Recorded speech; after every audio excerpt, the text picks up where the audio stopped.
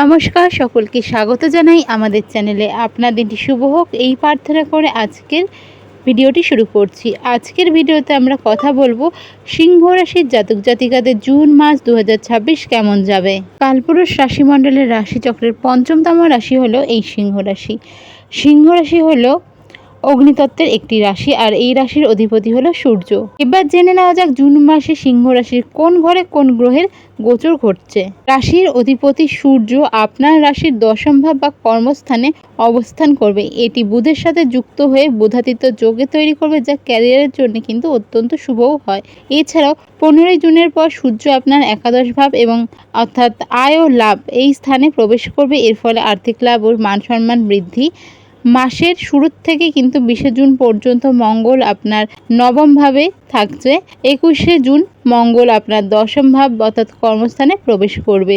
বুধ আপনার নবম ভাবে থাকছে 2 জুন পর্যন্ত। 2 জুন থেকে 19 জুন পর্যন্ত বুধ আপনার দশম ভাবে থাকছে এবং 19 জুনের পর বুধ আপনার একাদশ ভাবে গিয়ে আপনার আয়ের নতুন পথ তৈরি করতে সাহায্য করবে। তো চলুন একে একে জেনে নেওয়া যাক কেমন থাকবে। প্রথমেই যেটা জেনে নেব সেটা হচ্ছে স্বাস্থ্য কেমন থাকছে এই মাসে। স্বাস্থ্য দেখার আগে বলে দেবো যে স্বাস্থ্য দেখা হয়ে থাকে ফার্স্ট হাউস থেকে। ফার্স্ট হাউস হলো ইমিউনিটি ঘর, আর এই মাসে যদি দেখা যায় তবে এই মাসে আপনাদের শরীর ও মনের ওপর কিন্তু বাড়তি চাপ পড়তে পারেই। ক্লান্তি, অনিদ্রা বা মাথার যন্ত্রণা এই সমস্যাগুলো এই সময় দেখা দেবে। অত্যাধিক মানসিক চাপ কর্মক্ষেত্রে এই সময় আসতে পারে। কাজের চাপের কারণেও কিন্তু মানসিক অস্থিরতা একটা থাকতে পারে। নিজেকে শান্ত রাখার চেষ্টা করুন। ক্লান্তি দূর করতে যোগ ব্যায়াম করুন। শরীরের কোনো রকম যদি মনে হয় অস্বস্তি লাগছে তবে অবশ্যই ডক্টর কনসাল্ট করুন, দেরি করবেন না। এই সময় সর্দি কাশি লেগে যাওয়া, স্কিন রিলেটেড সমস্যা, এই সমস্যাগুলো আপনাকে ভোগাতে পারে। এরপরে আমরা দেখে নেব আপনাদের লাভ লাইফ, প্রেম কেমন থাকছে। এটা দেখা হয়ে থাকে 5th হাউস থেকে। যদি বলা যায় সেক্ষেত্রে কিন্তু জীবনসঙ্গী আপনার সঙ্গে অর্থাৎ আপনার যে লাভ লাইফ পার্টনার আপনার সাথে এই মাসে সবচেয়ে বড় যে কোনো ক্ষেত্রে আপনার জন্য তিনি লড়াই করতে সক্ষম থাকছেন। আপনার হয়ে তিনি সাপোর্ট করছেন, আপনার শক্তি হয়ে দাঁড়াবেন। কিন্তু অষ্টমভাবে শনির প্রভাবের কারণে এবং লগ্নে কেতুর উপস্থিতির কারণে কিন্তু জীবনসঙ্গীর সাথে কিছু বিষয় নিয়ে এই মাসে ভুল বোঝাবুঝি বা জটিলতা তৈরি হতে পারে। তাই কথাবার্তার ক্ষেত্রে নম্রতা বজায় রাখুন এবং নিজেদের প্রবলেমগুলো সলভ করার চেষ্টা করুন। আদারওয়াইজ বড় রকম কোনো সমস্যা এই সময় থাকছে না। যদি পরিবার বা বিবাহিত জীবন সম্পর্কে বলা যায় সেক্ষেত্রে কিন্তু মাঙ্গলিক অনুষ্ঠান, যাদের বিয়ের যোগ তৈরি হচ্ছে সেখানে বিয়ের যোগ, বিয়ে রিলেটেড মানে কোনো রিলেশন ছিল বিয়ে পর্যন্ত কথা আগানো, এগুলো হবে। এবং যারা বিবাহিত কাপল রয়েছেন এই মাসটা আপনাদের জন্য মোটামুটি ভালো থাকছে।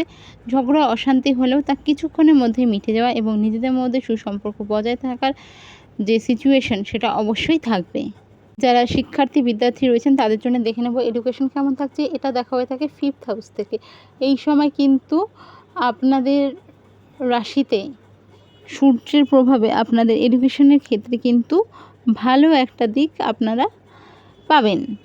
এই ধরুন যারা শিক্ষার্থী বিদ্যার্থী রয়েছেন বিশেষ করে স্কুল লাইফে তাদের কিন্তু এই সময় পড়ার দিকে একটা মনোযোগ, পড়াশোনার প্রতি একটা আকৃষ্ট এই জিনিসগুলো থাকবে। যারা আপার হাই স্কুল বা মানে যারা গ্র্যাজুয়েশন লেভেলে রয়েছেন তাদের জন্য সময়টা ভালো থাকছে। যারা পিএইচডি লেভেলে রয়েছেন তারা এই সময় কিন্তু নিজের পছন্দের কিছু যেটা এডুকেশন রিলেটেড করতে চাইছিলেন করতে সক্ষম হবেন। এডুকেশন রিলেটেড কোনো সমস্যা এই সময় যদি ফেস করতে হয় সেক্ষেত্রে বিদেশ যাত্রার ক্ষেত্রে একটু সমস্যা হতে পারে মাসের প্রথম দিকে, তবে শেষের দিকে 21 জনের পরের সময়টা আপনাদের জন্য ভালো থাকছে। এরপর দেখে নেব ক্যারিয়ার কেমন থাকছে, ব্যবসা কেমন থাকছে। চাকরিজীবীদের ক্ষেত্রে কর্মক্ষেত্রের দিক থেকে এই মাসটি আপনাদের জন্য অত্যন্ত ইতিবাচক থাকছে, বিশেষ করে দুজনের ক্ষেত্রে, সরকারি চাকরি বেসরকারি চাকরির ক্ষেত্রে। মাসের শুরুতে সূর্য দশম ভাব আপনাদের কর্মস্থানে থাকা আপনাদের জন্য খুব ভালো একটা সময়। যেটা চাইবেন সেটা করতে সক্ষম থাকছেন। বিশেষ করে যারা প্রাইভেট সেক্টরে রয়েছেন তাদের ক্ষেত্রে এই মাসে একটু চাপ বেশি থাকতে পারে যারা সরকারি চাকরিজীবী রয়েছেন তাদের থেকে। তবে দুই ক্ষেত্রেই কিন্তু সফলতা আসার সম্ভাবনা খুব বেশি। আর 15 জুনের পর সূর্য যখন একাদশভাবে যাবে এবং 21 জুনের পর মঙ্গল যখন দশমভাবে প্রবেশ করবে তখন আপনার ক্যারিয়ারে কিন্তু নতুন গতি আসবে। আপনি অফিসে আপনার পদোন্নতির জন্য যেই চেষ্টা করছিলেন সেটাই সক্ষম থাকবেন। বেতন বৃদ্ধির প্রবল সম্ভাবনাও থাকছে। সরকারি চাকরিদের ক্ষেত্রেও ভালো কিছু এ সময় আপনারা আশা রাখতেই পারেন। যারা ব্যবসায়ী রয়েছেন, ব্যবসার সাথে যুক্ত রয়েছেন, তাদের জন্য সময় ভালো, নেটওয়ার্ক বৃদ্ধি পাবে, ব্যবসার পরিধি বাড়বে। যারা এজেন্সি রয়েছেন, সামাজিক মাধ্যম রয়েছেন, ট্রাভেলস বা ব্রোকার রয়েছেন, তাদের জন্য সময়টা ভালো, তারা নতুন ক্লায়েন্ট পাবেন। তবে বড় কোনো বিনিয়োগ করার ক্ষেত্রে এই মাসটা কিন্তু আমি বলবো একটু অ্যাভয়েড করার চেষ্টা করুন। এই মাসটা আপনাদের জন্য খুব বড় কোনো ইনভেস্টমেন্টের জন্য ভালো না। জুনের দ্বিতীয়ার্ধে আপনাদের আর্থিক উন্নতি বেশ স্পষ্ট দেখা যাচ্ছে। আটকে থাকা কিছু টাকা এই সময় ফেরত পেতে পারেন, নতুন কোনো আয়ের উৎস এই সময় খুলে যেতে পারে। তবে মাসের মাঝামাঝি সময় হঠাৎ করে খরচ বৃদ্ধি হতে পারে, ভ্রমণ, স্বাস্থ্য বা পরিবার রিলেটেড কোনো রকম কারণে কিন্তু হঠাৎ করে খরচের পরিমাণ বাড়তে পারে। তো সেক্ষেত্রে সাবধান।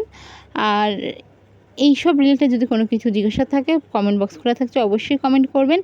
এবার জেনে নেওয়া যাক এই মাসে আপনারা রেমেডি কী করবেন। সবার প্রথমে যেই রেমেডির কথা বলবো সেটা হচ্ছে সূর্যদেবকে অর্ঘ্যদান, অর্থাৎ প্রতিদিন সকালে স্নান সেরে বা পরিষ্কার ধোয়া জামা কাপড় পরে ফ্রেশ হয়ে তামার পাত্রে জল নিয়ে যদি সম্ভব হয় স্নান করে নেবেন।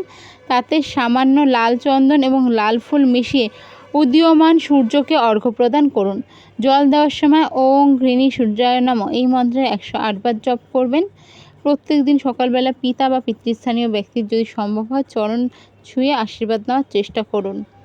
গণেশ দেবের উপাসনা করতে পারেন নয় বলো, গণেশ দেবের উপাসনা অবশ্যই করুন। প্রত্যেক বুধবার গণেশজিকে 11টি দুব্বা ঘাস নিবেদন করুন। এর সঙ্গে ওং গাং গণপতায় নমঃ এই মন্ত্রের 108 বার জপ করুন। শনি রিলেটেড কারণে আপনাদের কিছু সমস্যা দেখা দিচ্ছে, সেক্ষেত্রে প্রত্যেক শনিবার সন্ধ্যাবেলা অশ্বত্থ গাছের নিচে সর্ষের তেলের প্রদীপ জ্বালান, হনুমান চালিসার পাঠ করুন এবং শুক্রবার দিন কোনো সন্তানকে বা কোনো মন্দিরে গিয়ে মিষ্টি দান করে আসুন, সাদা মিষ্টি। খুব ভালো রেজাল্ট দেবে। ভিডিওটি যদি ভালো লেগে থাকে অবশ্যই সাবস্ক্রাইব, লাইক, শেয়ার করুন। দেখা হবে পরের ভিডিওতে। জয় শ্রীকৃষ্ণ, রাধে রাধে।